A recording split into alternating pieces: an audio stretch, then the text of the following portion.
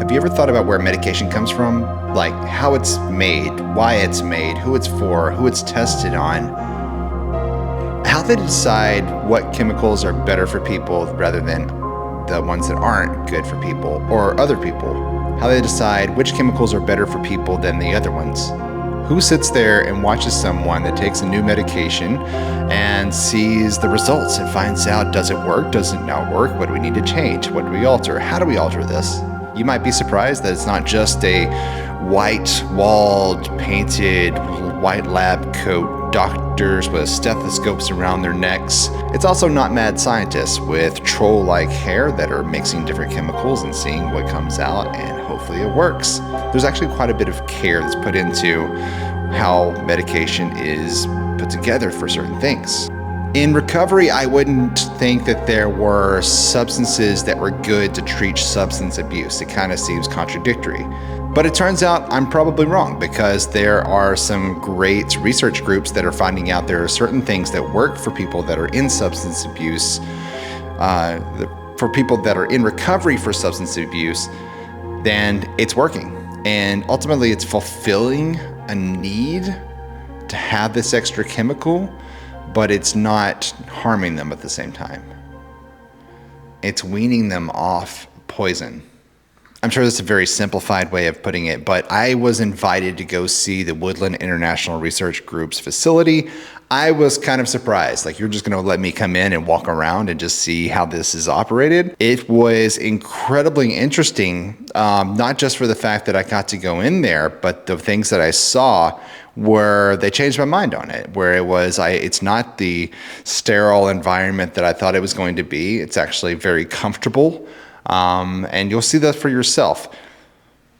You are currently a smoker and you were to come into a 60, 90-day study and just instantly quit, that would affect your body chemistry. So we want to try to keep everything as normal as it would be before. So we cater most of the meals every day, but they also have access to snacks. If they don't like what we're having for dinner, then, they've got some ability to cook small meals or make, sandwiches, small snacks that they didn't like. Another lab. This is like our PK room. The people there genuinely seemed to care, and I think that was the biggest shock. I don't know what I expected, honestly, but what I got was people that were just as caring as people that lead nonprofit organizations that help in recovery. Do you want to take a look at the MHU? Yeah, we get the keys? that'd be great. So Luke and I mostly take that out, and we'll take it out to events. But like this winter when it was really, really cold, him and I stocked up on gloves, toboggans, blankets, and we literally socks. I was telling him, you and I went out right before that first big snow, and we just took it around town and set it up in different areas and just handed out, supplies to people that were on the streets, and we knew it was fixing to get cold. So we tried to use it that way, take it to events, just kind of, use it as a mobile advertisement board, but also to serve the community. Yeah, we don't do any medical things out of it as of yet. We can if we needed to, but we don't at this point. Welcome to Longterm. I'm Ty King, and this is the podcast where we're talking about recovery, what we need to recover from, how do we do that, what is a sustainable future for the industry of recovery, which is so many different branches. There's so many different ways to cover what we recover from substance abuse or mental health issues, or something that's traumatic that you experienced as a kid. Today, I'm joined here at Woodland International Research by Christy Jumper and Luke Kramer, and they've been gracious enough to allow me to come in and take a tour of the new facility right here in Little Rock, Arkansas. And guys, thank you so much for inviting me to be a part of this, first of all, because this is so interesting to me. We were talking a little bit before we started rolling, and I think there's not a whole lot of public, knowledge about what goes on in these clinical trials that you guys are doing. I agree. It's interesting. I worked in mental health for almost 20 years, and I never heard the word research ever cross my ears the entire time. Yet the folks that we work with are on medications every single day. And many of them, because of their illness, they've also had issues with substance use. And so a lot of folks are dual diagnosed. And so without clinical research, most of the folks we'd work with would not have a reduction in their symptoms. I mean, statistically, only about half of the people that are living with mental illness have a reduction of symptoms with the current medication. So, what we're doing is we are part of that development of new therapies that are coming down the pipeline for schizophrenia, bipolar, depression. Chrissy had mentioned opioid use disorder, meth use disorder, alcohol use disorder. But then, we talked a bit about our post-operative pain studies. Well, the post-operative pain, people come in and they get a free bunionectomy, free tummy tuck, these type things, but it's not the surgery. What we're working on is the pain medication afterwards. And so we were just a part of a new medication that was approved by the FDA, and there are many more coming down the pipeline that are non-opioid based, non-addictive pain medication. Because unfortunately, we know that opioids usually is a gateway for many people. Number one, that begin that addiction. But we also know that there are a lot of people that struggle with addiction that will not get surgeries and will not take care of their own health and pain because they're afraid to take the medication. So we want to be a part of the, developing these new things so they can open up, pain reduction for folks, along with not replacing maybe one substance with another, right? For a substance use, or going to methadone and these other things. We're targeting the genetic addiction gene. I mean, we're working on being able to stop the cravings, not just replace them. And of course, with mental health, looking at schizophrenia and bipolar depression, we're looking at ways we can reduce those symptoms.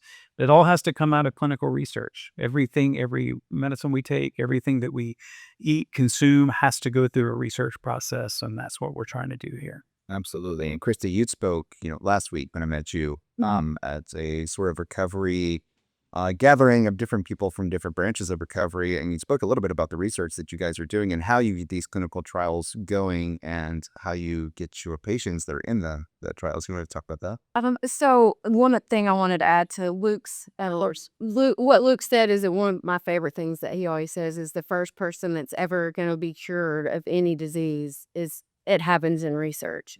You're never going to find cures. You're never going to find better medications if it doesn't go through this process. We clearly understand that, especially in mental health and addiction, the idea of research is scary. People are, more familiar with cancer, diabetes, more, medical diagnosis in research. But research is alive and booming in other areas as well.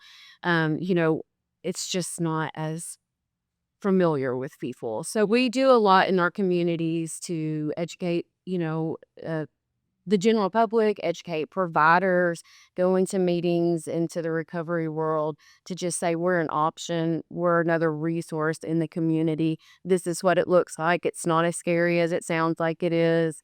It's all voluntary. We're going to tell you everything that's going to happen. We're going to walk you through it. Anytime it's something that you decide you don't want to participate in, you have that option. It's just another resource in our community that not everybody's familiar with. So That's great. And these experimental surgeries, you said gene editing, earlier. Is it using CRISPR? No. It depends on the particular medication of the therapy. But so what we do is the surgeries that we perform, we use the top surgeons in because bunionectomies are pretty baseline and all of them are fairly similar, that we can understand the pain that's probably coming from a post-surgical. So then the medications we're only using when people sometimes they get paid for these particular to have a bunionectomy or ND replacement, but it's not that surgery. It is the time they spend with us afterwards on these new pain medications. So the pain medications are not really necessarily targeted for the individual, that they are looking at ways that they can tweak those molecules to reduce that take out opioids within the medication, and then be able to target areas of the brain where the pain is beginning to form, and really hit those areas, not numb the entire body or shut your brain down. It is a matter of how can we specifically target areas of the brain to reduce pain. Mm. And so that's what we're hoping to do. I think that we probably have docs that could speak a lot better on really the medical side of things, but what we're focused on is making sure that we can be a part of the future of addiction, and hopefully helping generations of people not have to struggle with the things that we have to struggle with, and our parents and Right. our family members today. So that's kind of where we are with a lot of the stuff that we're doing in postoperative pain. And with our mental health studies, and trials, we need and we want to look for better mechanisms of action, cleaner medicines, less side effects, instead of a world where, okay, this medication helps me with schizophrenia, but it also causes, all these other side effects, twitches, slurring, the list goes on and on. So typically, you get prescribed a medication for that, and then that causes a side effects, you get prescribed a medication for that. So just continuing to find better medicines that don't add to a side effect that you take another medication for, or a medication for postoperative pain that you become addicted to, that creates even bigger problems. It's amazing. A lot of medications that people take, especially for mental health, because of weight gain and all these other issues, about 70 to 80% of people stop taking their medications because of the side effects.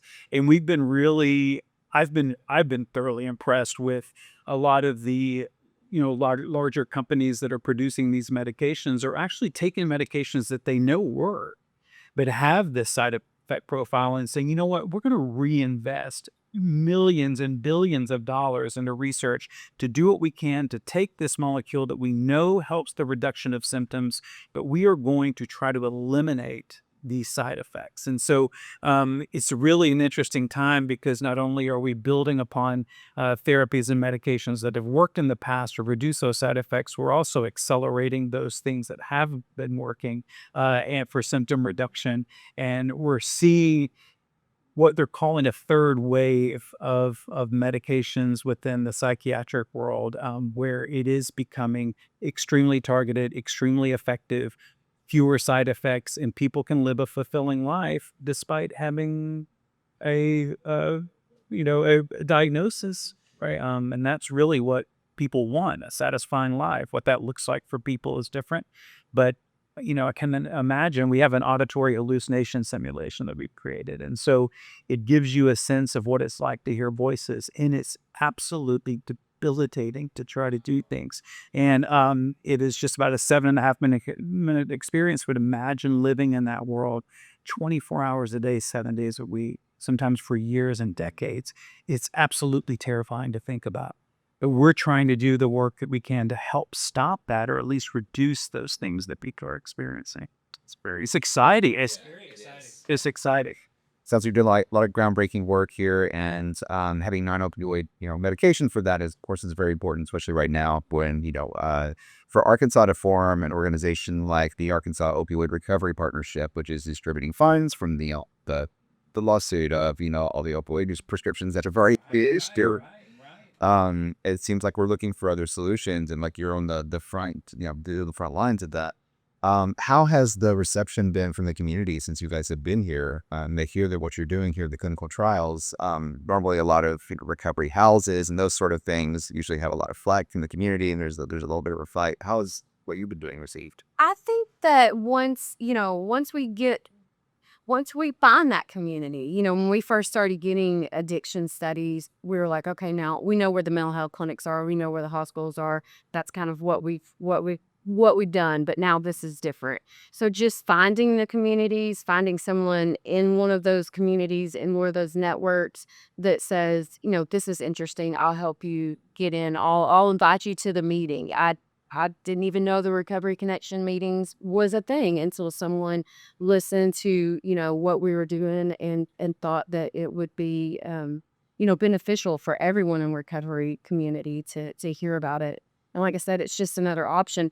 And, for us as well, I've referred several people already to to people I've met in Recovery Connections that they didn't qualify for studies, but they would qualify for services in a different way. And I've had some referrals come back the other way, someone that didn't really qualify for traditional rehab services or detox, but our opioid addiction study fit what they needing. So I don't feel like we've had a lot of pushback. I feel like, people are open to it as long as we hopefully explain it very well and realize we're not just out here trying to solicit patients to use them. We really are invested in helping them and helping this community and getting new medications, pulled along. And the only way to do that is through research and volunteers. You know, I'm thankful for every medication that's ever come out on the market that I've had to use, or got to use, or was able to use on my kids. But the only reason that they're here available is because somebody volunteered and participated in the study, from Tylenol to Benadryl to, even, I don't know, antibiotics. It's all here because of this process. This is not new. This has been going on for a long time. But we just want people to understand it and to embrace it and help us get, where we need to be in the future for better medicine. So I think we've been well received. I think so too. Christy is out there every day talking with folks. What we have found that's interesting and different is that a lot of times people that are in recovery and they may be a part of a program, some people don't want to replace a medication for their substance, that they feel that that's a failure, that, I just need to stop. I just need to stop altogether using. And so there are some programs that discourage people from getting on a medication to help with their addiction. So I've heard that in conversations before. And Christy even said too, she's like, I go to these meetings and one thing I'm noticing, people are well informed about their recovery, that they know all the medications, they know all the recovery programs, they know every angle to everything they need in their recovery. They are so knowledgeable, and they will fire questions at you and say, what about this? And what about this? And what about this? And so just kind of moving into this addiction space has been a roller coaster for us, because it's been a steep learning curve, but we've learned so much from the addiction community. You'll ask us questions that we're like, oh, we don't ever thought of that question. I got to go back and figure this out, because and I don't know if we are just more comfortable in the mental health circle, or it's just where we've all been and we've both worked our entire careers. So usually you just don't get hit with a question that you're just like, I've never even thought about that.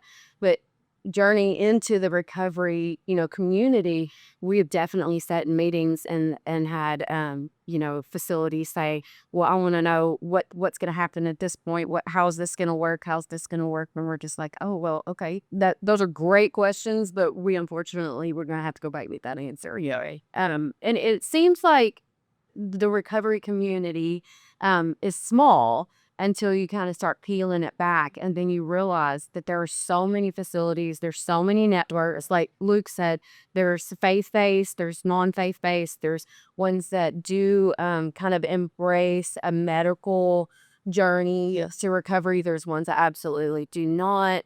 There's men's programs, there's women's programs, there's detox that go hand in hand with more traditional rehab. There's sober living. I mean, it's huge. It's not like just Googling community mental health clinics. Right. And I get 5.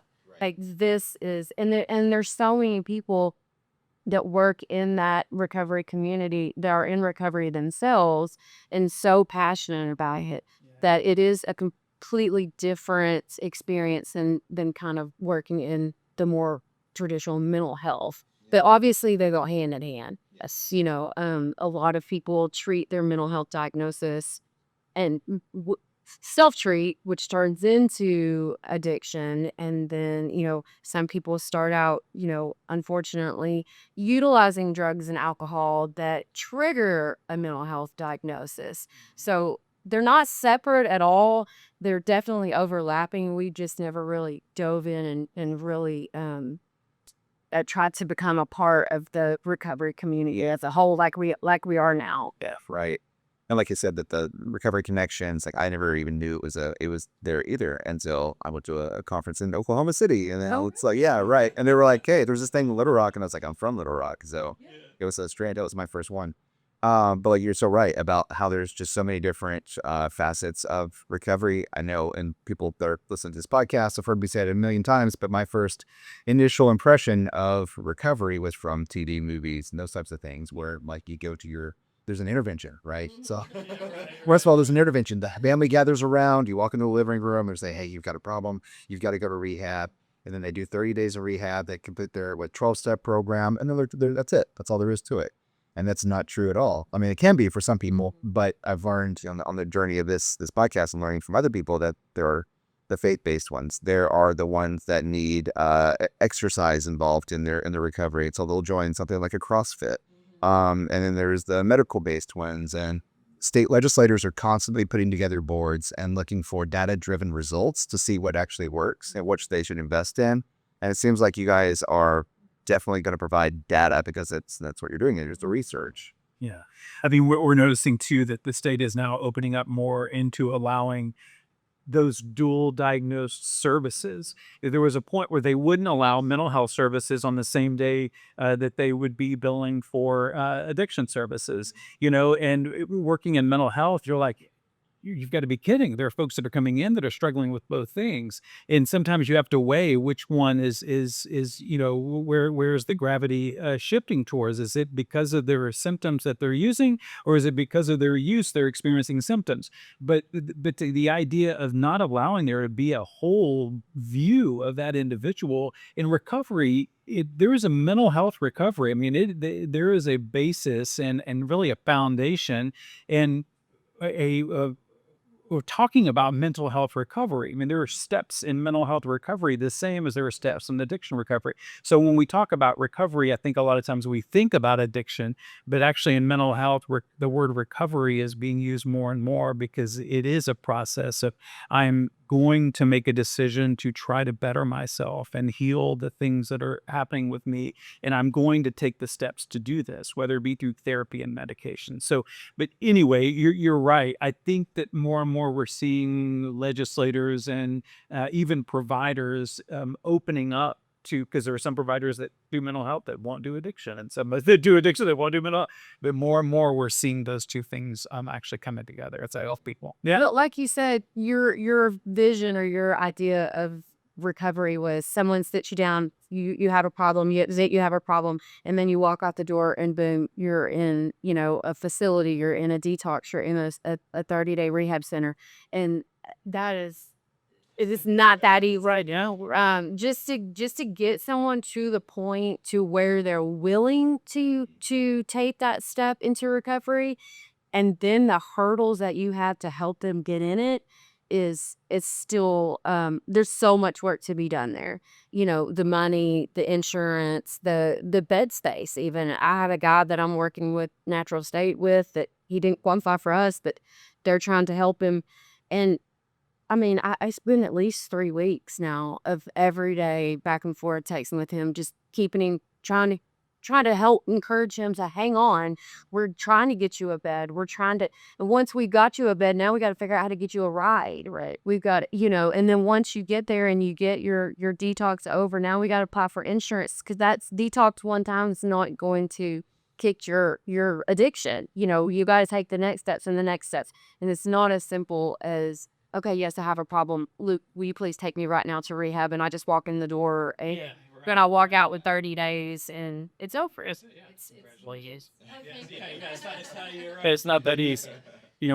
We break a leg, we go to the hospital, they repair it, we go home. A few weeks later, take a cast off. Oh, and even it's just that, they only, some insurances or providers, well, you can only go to inpatient rehab 3 times, and then you're supposed to be healed. You're supposed to have figured it out. You're supposed to kicked it. We're not going to pay for, any more than whatever it is, 3 inpatients or 3, rehab stays. But in mental health, there's no ceiling to how many times you can be hospitalized or just in health in general. But in recovery, it is. There's a stamp on how many times it's going to take you to get sober. And if you don't hit that, then where do you find help after that? Right. And that's that outcome driven thing that I think you're talking about, right? That we're looking at ways. Is it that next, detox? Is it that next hospitalization? Or is it that individual can live a good life without using substances or experiencing some, severe symptoms of mental illness? That is the outcome.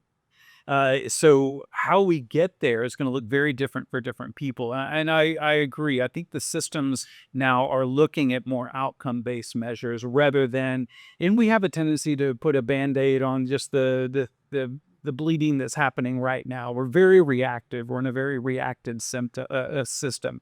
Even with mental health, long-acting injectables. We've helped develop long-acting injectables, which is a medication that can stay in someone's body for 30, 60, 90 days or more, rather than taking pills every day. But that injection is a lot more expensive. But the chances of them stopping their medication and being hospitalized just once in a 12-month period would pay for all the medication for that entire year, right? And so it's thinking about long term rather than just this short term. And so hopefully we'll continue to see that evolve a bit on the way that we're doing policy and the way that we're putting money into to the system to help people in recovery. Our opioid addiction study that we're currently running right now, it is an injection. It's either a 1 month or a 1 week injection. And, I know that they say in recovery, even in things like, as what seems simple as, I shouldn't say simple, but stopping smoking cigarettes, it's the physical behavior sometimes that plays into it. And so things like injections, it's done. It's not taking that hill. It's not that muscle memory. It's not that behavior, is what we're looking at and what we're looking forward to. And a lot of times we'll have, there are times that we can have compassionate use. Somebody comes in, they have really good results from being in the trial, and they're like, "Oh my God, I've gone 2 weeks and I feel great, and I haven't had." Then a lot of the studies allow people to enter kind of a long-term study where they can do compassionate use for up to 2 years, have access to this medication, and in the meantime, we're hoping to get it to market, right? But a lot of times people have this idea. They come in, they do the research, they may have positive results. Well, good luck to you, and they're gone. But we really try to do what we can to help that person, like Christy said, find the resources they need outside of a research study. If they don't qualify, make sure that they're hooked up with good people in the community. But if they have positive results, what can we do to help give them access to this as long as possible? So, yeah, that's really important to us too. Well, thanks again for inviting me here. You want to jump into a tour and maybe talk to somebody? Yeah, so maybe let's do it. Yeah, I'm gonna walk around. Cool. Adam, thank you for taking a minute to sit down and talk about what it is that you guys are doing here at Woodland International Research. It's been fascinating. Christy's taken me on a tour. We've been around to a lot of the buildings, and we've weaved in and out of the the sunlight into other buildings and seen some really fascinating things. I'd love to hear what does a day-to-day here look like for you, whatever you come to this. In my study, my patients are both inpatient and they come back outpatient. We're looking at an investigational product that is helping with opioid addiction. So they will stay with us for 6 days. They receive their medication on day 1, and we observe them for 6 days to see how they handle the medication and what the outcomes are from there. Then they discharge and they're back in the community, going about their regular lives. And they come back and we see how they're doing. We do blood samples. We want to see how much medication is in their blood at very specific time points. And just really get a gauge of how the medication is working. How is it helping to help these people to regain their lives back and to be able to be where they want to be rather than being controlled by their addiction. Because once it gets its claws in you, it owns you. Right. Have you seen a lot of that getting their lives back, or are we too early in the research to have seen that yet? We've seen it early on. We saw one individual he felt he needed to have his dose before he even left his house. It's what he needed to get out of the bed every day. But then he would get so high that he couldn't tackle his day. So essentially, he's owned by his addiction. When he came here and he did his 6-day stay with us after receiving his medication, he left here a new man, had never gone 6 days without using for years. And he's doing very well. He checks in with me every now and again. Oh, that's great. So must have had a huge impact on him. Yeah, and that's a huge impact on me as well. Right. For sure. Yeah. Is that what keeps you driven to keep coming back here? Yeah. Not only does it justify my parking place, but it's very rewarding to know that you're impacting somebody's life. It may be in a small way, but it might be huge. And those that want treatment or they want to explore a treatment option with us, just seeing the results and being a part of that, just makes all the hard work worthwhile. Doesn't matter how many hours I need to put in. It's a lot. He does a lot. It's really hard to get people to take that first step. And even when they do, you have a lot of follow-up with them. And he puts a lot into every single person that actually makes it here. Well, a lot of folks just haven't had the support. They haven't had somebody partner with them. They haven't had somebody believe in them. So if they're strong enough and willing enough to take that first step, I'm not going to abandon them. I'm going to come in. I'll be here on Saturday. I'll check in on you on Sunday. I'll come in on my anniversary, which it just passed, and we came in and we worked with folks. Because these are sometimes folks that, the rest of society would turn and look the other way, or just not acknowledge that they exist, but they do, and they do matter. So to be a part of it and to help them get to the other side of what's controlling their lives in a bad way, it's definitely worth it. Seems to be a common theme in Woodland, like you said, a lot of them have been kicked to the side in life. They don't know who to trust. A lot of people that I've interviewed or talked to that had lived experiences, like they knew that resources were available for them to start recovering, but they just didn't trust anybody. And so for them to take that first step, still their guard is up. But what you just said, and then, the mobile unit outside, big words across the top, the first thing you see is you are not alone. Is that sort of carried out throughout Woodland, or is that specific to Adam? I think it's a Woodland mission. I hope it's all of us, actually. Yeah, I hope that's it. And I do believe that's kind of like our motto, and everybody's here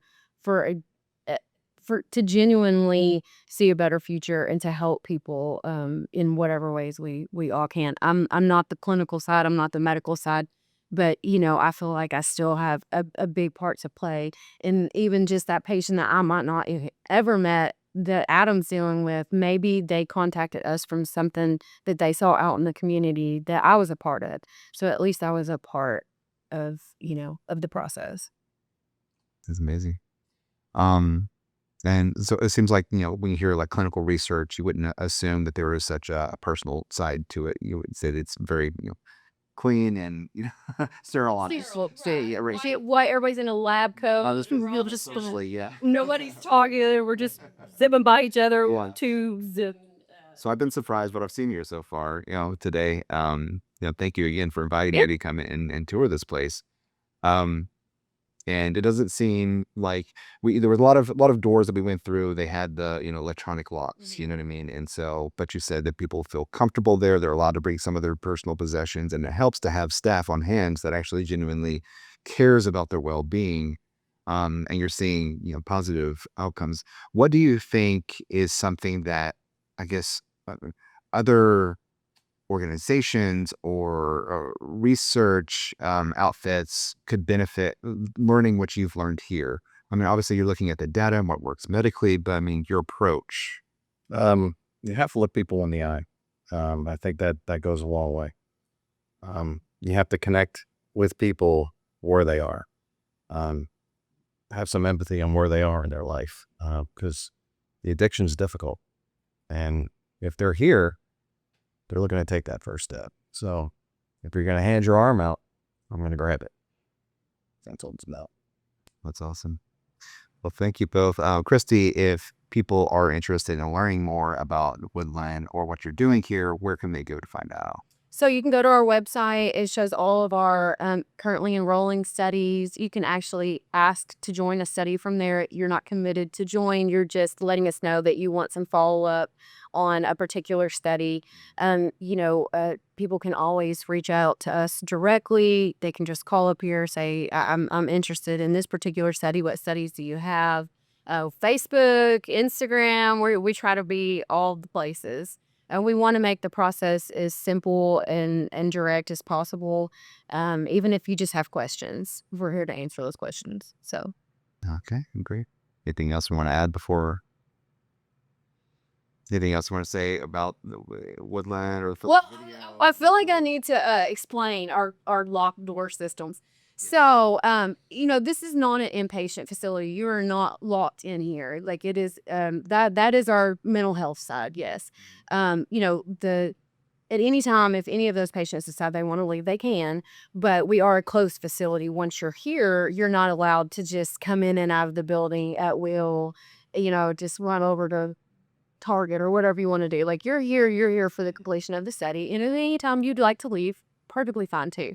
But I also think it provides like a safety measure as well, because we do deal with a lot of people struggling in a lot of areas of their life, whether it's with addiction or mental illness, and with that sometimes comes some unpredictable behavior, some volatile behavior, and we need to protect the people that are here giving us their time and their self to participate in a study. So someone might come into our lobby, we don't want to allow them easy access to our patients for their safety, for our safety, even for their what's the word I'm looking for? Privacy. So that's it. That's why we click and go through all the doors. It's not really to keep them there, because all they ever have to do is say, it's time to leave. I don't want to be here anymore for whatever reason. Sometimes they have family emergency that happens. They need to leave. They have lives that go on outside of our building, or if they just are saying, I'm just not feeling it. I miss my family. I'm tired of being here. We'll definitely facilitate, helping them get home. So it's not to keep them locked in there. It's really about safety and just to prevent someone that's in the middle of a study from being able just to walk off our campus and, unfortunately, maybe go find a substance that they shouldn't, bring it back, then that would kind of, taint the whole process. So there's a lot of reasons, but I should have explained that before I started taking you through all the locked doors. Right. I'm sorry. I'll edit this. Okay. We're going to cut this and put Okay, it where it needs to go anyway. Yeah. So what you just gave me is exactly where it's going to be. Yeah. All right, we'll do that. But I think the personal touch also helps with that, because if I have subjects and patients and they're on the unit, I'm going to see them before I put my computer on, before I even hit that power button. I'm going to check on my people and see how they are. They may be asleep. I'm not going to wake them up, but I'm going to check to make sure that everything is fine before I leave for the day. I'm going to check on you, make sure you're okay. And I think that goes a long way for people to feel comfortable, even though they might look around and see a lot of, card access to one area of the building to the other. Just to know that, there's other people on the other side of the wall, but they care about me. They care about my comfort. They're going to check on me. So if I have a problem, I'll talk to them about it when they come through, because we will come through several times a day just to see that they're okay. And to Adam's credit, like I know initially when this study first started, I don't know, you probably have a number or percentage, but all the patients that we were getting initially were all like refers from like his very first patient. Then that person told him about the experience, told him about the result. Then that person, because you run in the circles where you're doing similar things. And so I mean, 80% of the patients that have come through so far in this study have been one referral of another from their experience here with Adam in the study and with what it's done in their life. And we're finding that fentanyl is out there in a major range, and there's a lot of people that are on it. But there's a lot of people that don't want to be on it, and they're stuck, and this is a way to kind of help them to get to the other side of that. And it has been working. And then speaks to that trust element that you spoke of earlier. If one person goes through the study, they have a really good experience, not only just from the research/medical side of things, but how they were treated here.